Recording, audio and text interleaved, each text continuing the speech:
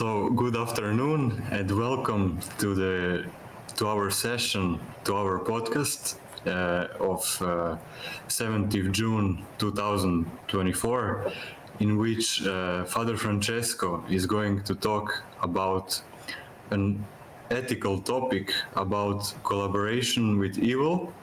And we know that collaboration with evil is a current problem in society.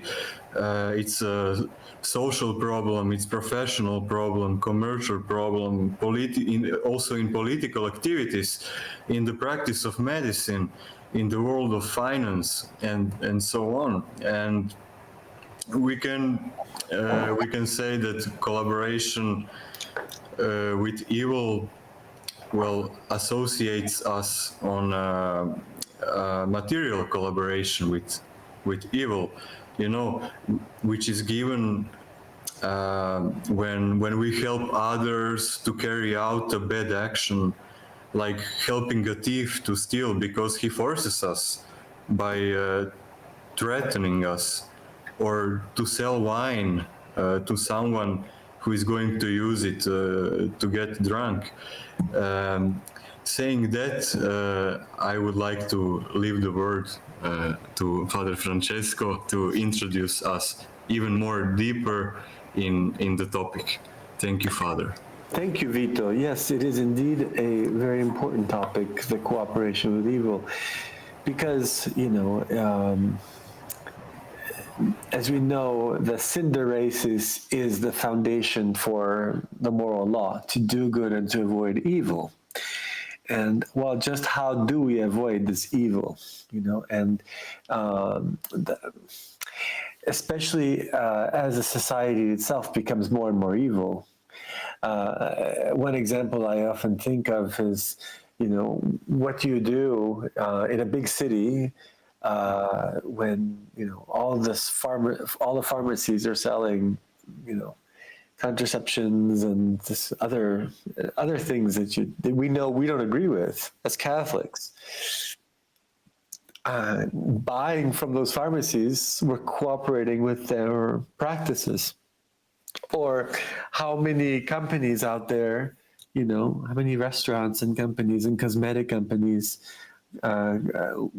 use aborted fetuses, or support and finance abortion clinics and corporations and other things.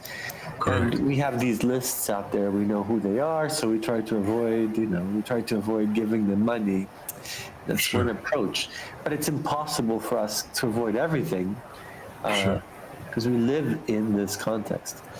And so with this in mind, how we have to also try to understand how much it is that we are cooperating and what the key moral distinctions are. So you mentioned already material cooperation. It's very important what you said, because the first fundamental distinction to be made is between formal cooperation and material cooperation. As you see in the slide that I've prepared, this is the key first moral distinction. In the third slide, I emphasize that what formal cooperation is. Formal cooperation is carried out when the moral agent cooperates with the immoral action of another person, sharing in the latter's evil intention. So there's a famous example that Saint Alphonsus Maria de Liguori uses of the ladder and the servant and the ladder, it's called. So that the servant holding the ladder of the gentleman going in to steal or to do something bad in the house, and he's holding the ladder to get him into the window, through the window. What's his cooperation? So if he is there, like Vito, let's say Vito is a president and he's wandering around and he's bringing a ladder, and he thinks that his boss is just the saint. His boss says, "I'm going in there. I need to go and feed this poor person over here, or whatever," and brings up food. Vito's just there. They think, "Oh, this is great. I'll hold the ladder for you." And what he's doing instead is he's like robbing the place, putting the food but taking gold. And but Vito doesn't know anything about it. Well, how has Vito participated then? Completely materially. It's not a formal participation. You don't know. Vito doesn't know anything about what's really going on. So there isn't a formal cooperation. There's a material cooperation. And the other thing that's keep in mind is the not just material informal, but proximate and remote. So, how close are you to it, or how far are you from it? That's also important. So those are the four categories that need to be understood: material, formal, proximate, and remote. In all cases, proximate and remote works. Proximate, like right near; remote, from a distance, like you don't really know, from a distance in terms of time. So Father, could the example of remote cooperation be, for example, in bioethical field is the use of vaccine? Vaccines that were produced from aborted cells, but those cells were aborted in maybe 60s, 70s, and being used now in 2020s, etc. Is it the example of remote cooperation? It's the least culpable of all. Remote material. Yeah. Remote formal is the next level. Then proximate material and proximate remote. Proximate formal. Those are the four levels basically of gravity of sin. So if it's material and remote, it's farther removed from you. If it's formal and proximate, it's the closest to you, and you're most culpable of it. So, a vaccine that they've developed scientifically with the cells of aborted fetuses from the 1960s, that's material. I mean, they have done something formal. They know, if they know this, then it's formal and remote for them. But for the one who doesn't know and he's getting vaccinated, it's remote material. Yeah. So it's important to keep in mind that, to understand the gravity of the moral act, of the culpability, of the responsibility, of the moral act, of the cooperation with evil. So, yeah. But not all vaccines are like that, and obviously, I don't think that. I don't know enough about vaccines to go into this, but I don't think that most vaccines have been developed with aborted fetuses. I don't know. I don't know the details in that. But if they are developed like that, then the culpability is what I just said. If you know that the vaccine you're taking was developed with the cells of an aborted fetus from the 1960s, then what you're doing is you're formally but remotely participating in sin. Yeah. Does that make sense? Thank you. Sure. So if we move on, material cooperation, unlike in slide number 4, unlike formal cooperation, is carried out when a moral agent cooperates with the immoral action of the person without sharing his or her evil intention. So that's the example of, Vito going in there thinking his boss is a really nice guy and thinking that he's going to feed the poor or feed this poor lady who's, sick or whatever. Instead, he's going over to, he's feeding her, but he's also stealing like gold from her. But Vito doesn't know. So he's cooperated with two moral acts: his feeding of the lady, but his stealing as well.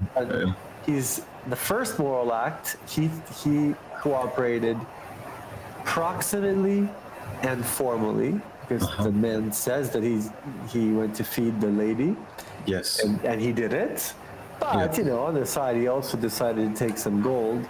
So, but Vito doesn't know about this. So it's Vito in that sense, with that moral act. Vito has materially and proximately cooperated. Yes. It's important to keep this in mind. So the material cooperation can be immediate in that sense. It would be an immediate or indirect mediate. So his would be I don't know if it could, I think it would be immediate cooperation because it's not, he's mediating it. He's just there. He's the mediator. So it's indirect. Whereas it's more serious if he's an immediate, like actually going in there and helping to steal the gold, then that would be material. Direct and material. That would be formal as well. Because the immediate direct would be closer to the formal. Yeah. But basically, it's important to keep in mind these four terms: formal, material, proximate, and remote. Okay. Yeah. So it's always important to keep that in mind to understand what is the type of act, and then how close you are to a tempistic, temporally speaking. Yes. So there are, of course, so the act is the center of ethical judgment, right? If the act is intrinsically bad, there is no any circumstances that can justify that act. Like right, like you can never cooperate with evil such as murder, abortion, and it can never be justified. Right. Because it's always an evil. It's always an evil act. Yeah. Yeah. But it can be attenuated by how much you know. It's not justified. But because it's remote and material cooperation, then it's attenuated. Yeah. I mean, there's just, we go into places that we go lots of places today shopping or participate. We participate materially with lots of evil today. True. Materially and even proximately. But our culpability is very little. Very little, even though it's intrinsically evil. Now, if we know that something is intrinsically evil, we know that, my money, my donation to this is directly going to, finance abortions. So then the culpability is, of course. Culpability is very high because it's formal. So yes, formal. So in some ways, it's like you see that the qualitative jump from material to formal is big jump. Yes. So, yes. Yeah. So, yeah. We can continue with slides. So, like in slide number 7, for instance, there's an expression here. There are complex cases where there are many circumstances to consider. So that's important in the moral act. There's lots of circumstances. The moral act is the object itself, the intention, the circumstances. Yeah. That's very important to understand that. The material object, the formal object, the intentions, the circumstances that supply it. So there's many complex cases where there are many circumstances to consider. But when immediate material cooperation concerns grave acts in human life, it is always to be considered illicit, given the precious nature of the value in question. Because, Cardinal Caffarra, in one of his books, he talks about, the intrinsic value of, not just Cardinal Caffarra, but the church, the catechism, and everything. It's like there's an intrinsic value of human life, that human life itself is not made for anything else. That's what that means. That it is of itself value. It has a value in and of itself. That's what the intrinsic value of human life means. So if you cooperate with grave attacks on that, immediate material cooperation, then even if you don't really know you're doing it, there's an illicit nature. A responsibility, and it's illicit in that sense, because of what you're dealing with. But Father Francesco, I heard the ideas, about speaking of CRISPR, gene editing, medically assisted procreation, where I so there was a hypothetical example that if the child is having, I don't know, leukemia, for example, and then, with technology, we can create, like another baby who is immunologically compatible with brother or sister. So it would be, he would exist, just to per essere mezzo, to be a means to obtain the health of brother or sister or sibling. Yeah. I was surprised. I was immediately, wait, but he's a human person and cannot be treated as a means. Yeah, because of that intrinsic value of human life itself, sacralité de la vie, Yes. So it was example that don't respect the human life itself as should.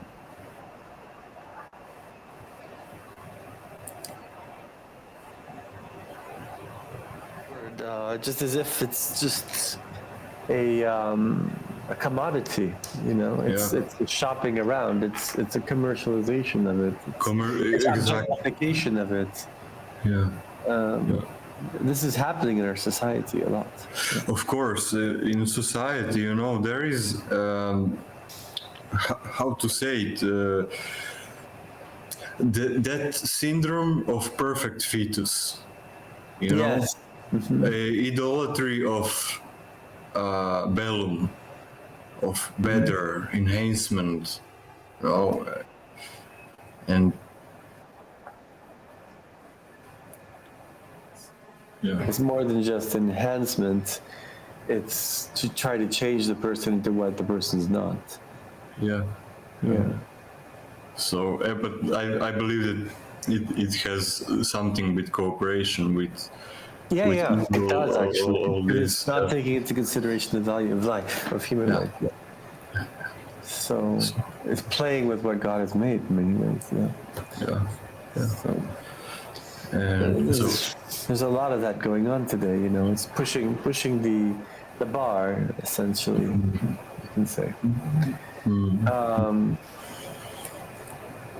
And what I also wanted to say that today health is equal of well-being, and salvation is a health. Like the medicine is has that soteriological rule.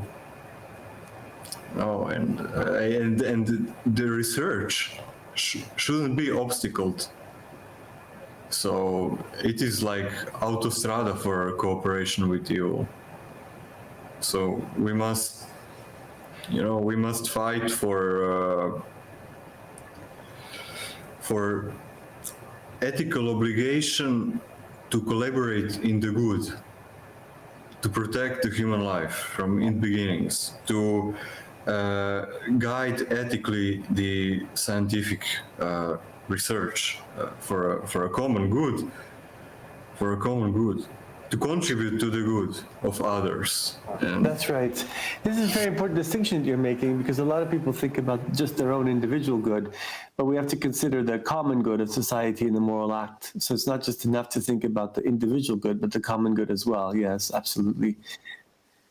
And it's also not just the common good, but also the individual good. So there's always going to be the two goods taken into consideration. Sometimes you could be considering the common good to such an extent that you extinguish the individual good. So you have to keep both in mind. Yeah. So we can move on to talk about a further distinction, slide number 8, which is in classical morality, between the active cooperation and the passive cooperation in evil. So That's another distinction that can be made. So the active is, it's an act of cooperation that somebody else carries out. So for instance, you want to have someone killed and you pay someone to do that. Well, that's someone that's, that's doing it is an active cooperation with evil, with you.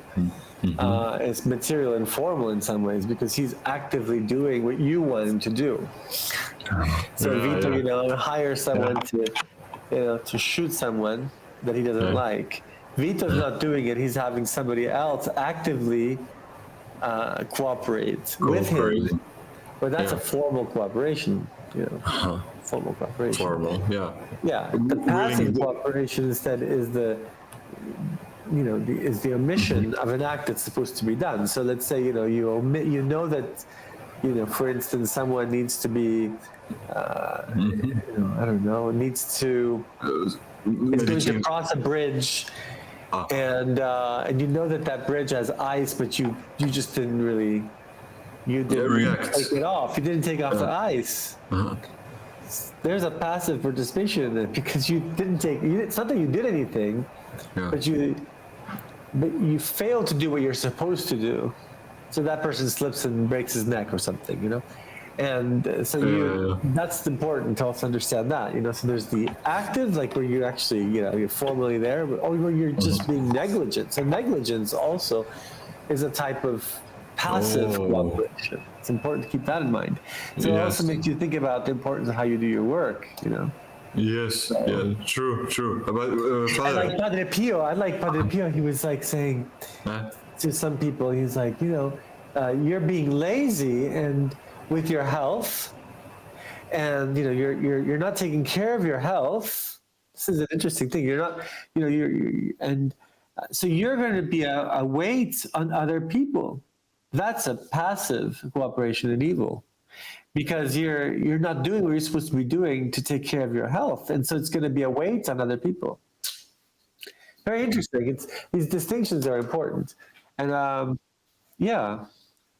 So you have a responsibility to take care of yourself. You have a responsibility, to do what you're supposed to do and to do it well.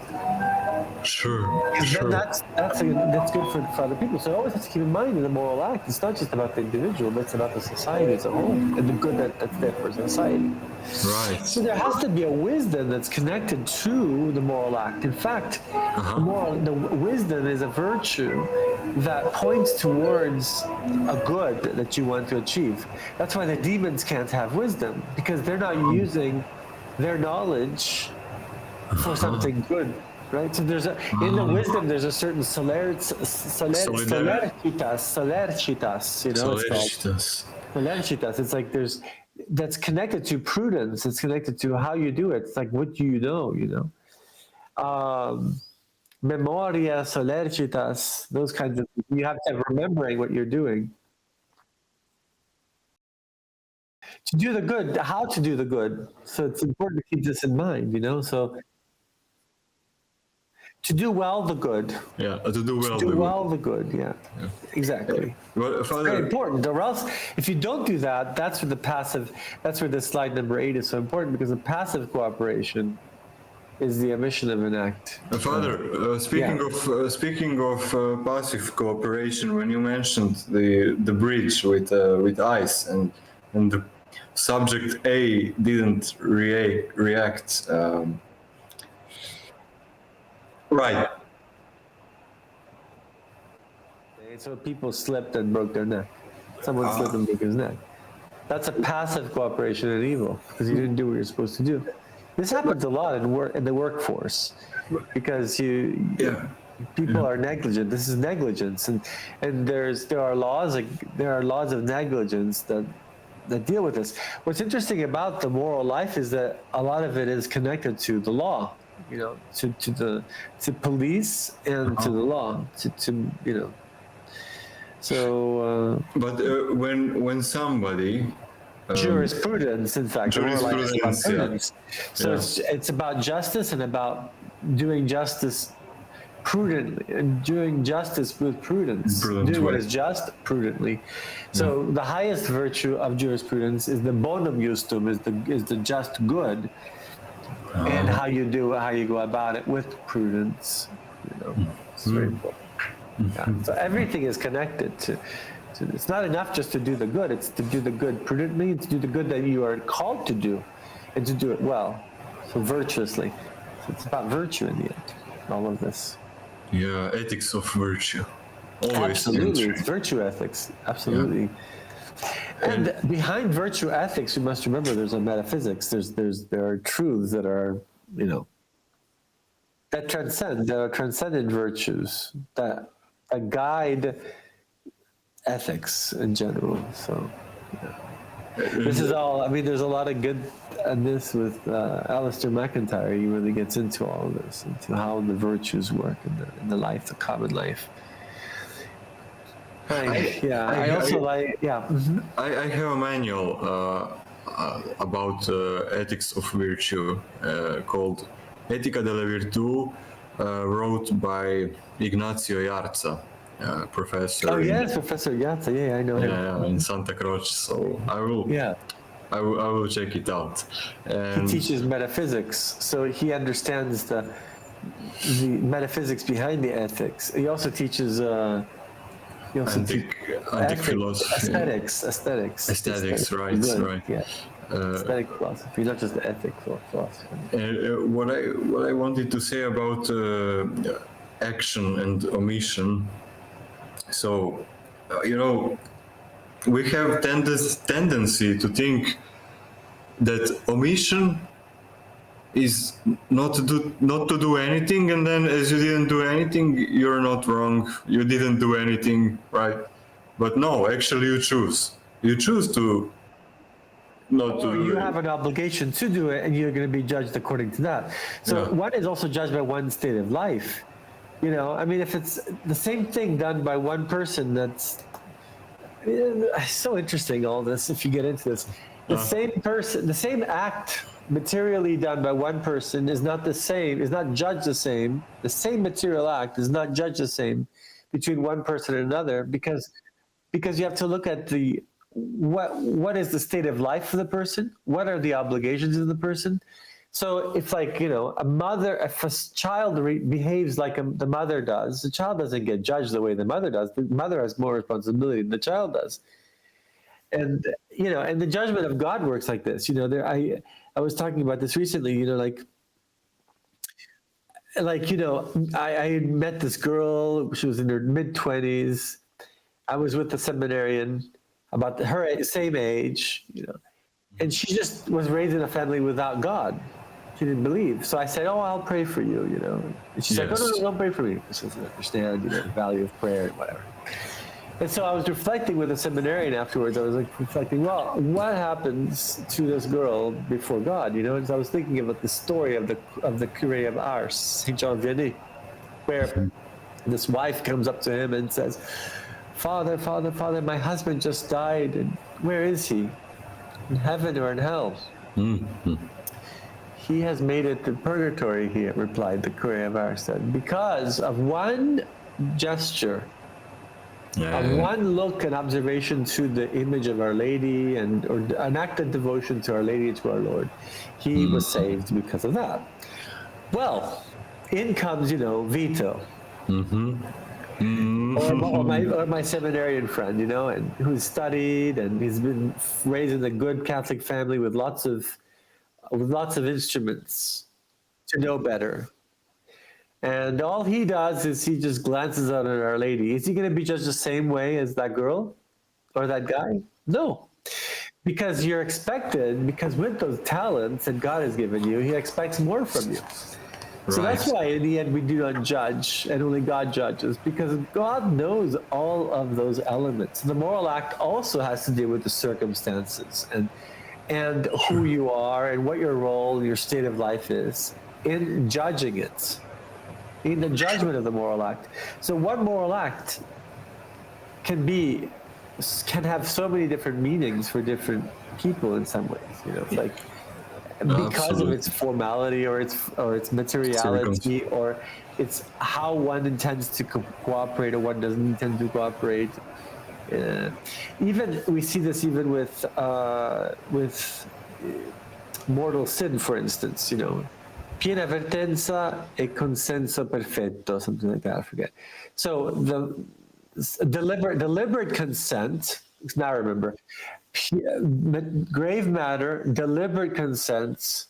No. So you're deliberating and you're consenting after a deliberation. Okay, and the matter itself is grave, and so it's bad, and you've deliberated upon it before you made your consent. Okay, and you're piena vertenza. You're fully aware of what you're doing. Okay, because let's say you could be doing something bad. Being drunk, for instance, you're drunk and you do something bad. Well, the piena vertenza is not there. You don't have full piena vertenza. You don't feel you have full consent, piena vertenza, but it's semi-deliberate. Semi-deliberate consent because you don't have a full you don't know what you're doing really. You're drunk. Well, the sin there, actually, St. Thomas Aquinas would say that the sin is in being drunk. Because then that sin can bring about so many other sins, and the sins are connected. So you are culpable because you got drunk. But let's say you didn't know how many drinks are going to make you drunk. Let's say somebody was trying to make you drunk. Your friends are like, you might have a friend who's just very tolerant. He can drink like 5 glasses of vodka, and you can only drink half a glass of vodka, and you're almost as drunk as he is after he's drunken 5.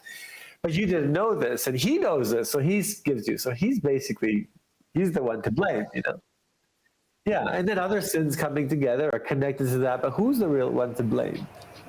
That's why this is so interesting, because you look at all these elements in making a decision, and some so there's some moral theologians that talk about the semi-deliberate consents, for instance.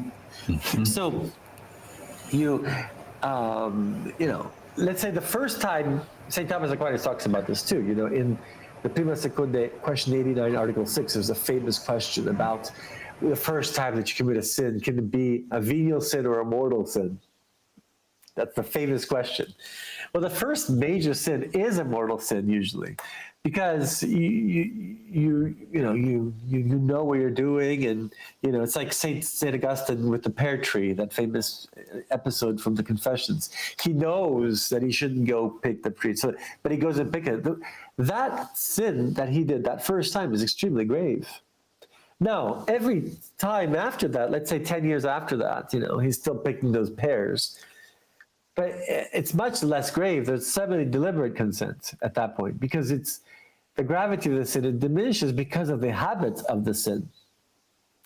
And so he's kind of being pushed by that. So the gravity, the judgment of each successive sin is much less. As a whole, it's big because he's gotten into a vice of sin. But, because he's become a slave to sin, it's much less culpable. Let's say that the 110th time that he does it, because there's a semi-deliberate consent.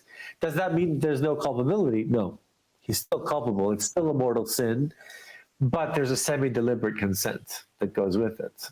It's important to keep all these things in mind when we think of between to be servant of sin. So you're a servant. A slave of sin. No, yeah, but first, before being a slave of sin, you are servant of sin, because as a because you serve the sin because that sin gives you some satisfaction, some pleasure, and so on. But when you repeat it, when you want, you become a slave to it. Right. I'm going to bring up a passage from you in the scripture. I think it's Mark chapter 6. Mark chapter 6, I think it is, or 7. And it's the passage where Jesus goes and liberates the man who has the demons, and he puts those demons into the pigs, right? Right. Very Yeah. important. Because in that pericope, biblical pericope, it's important to read it in light of three things. Three gifts that God has given us. God has given us the preternatural gift of integrity, the preternatural gift of impassibility, and the preternatural gift of immortality. What does that mean? Integrity means the capacity to govern your passions with your intellect and your will. In that particular scene, the integrity of the gentleman is lacking because he's become a slave to the demons. He cannot control himself. He's screaming and hollering. His passions are going haywire. He's a slave to his sin.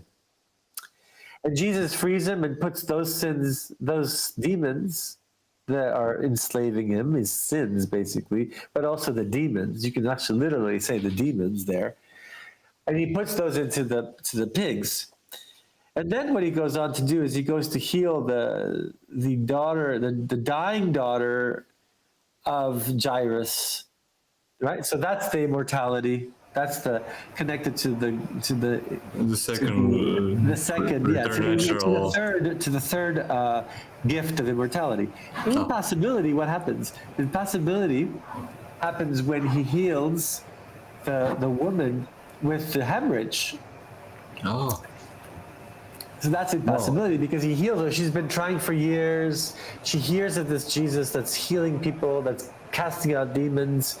And she's been trying for like 13 years to heal her sin, to heal herself, going to doctors of all sorts. Mm-hmm. And then here she comes, she touches the helm. So it's a beautiful passage because she touches it with intention, with faith, with intention. Right. So there's a moral act in contact with God. She goes in, touches his helm. And that's the sacramental life, essentially. And in fact, that's why that passage, that image is put in the third section of the Catechism of the Catholic Church in the 1991 edition. They have that image of the woman with the hemorrhage touching the cloak of our Lord. And our Lord, to teach, he says, where did my power go?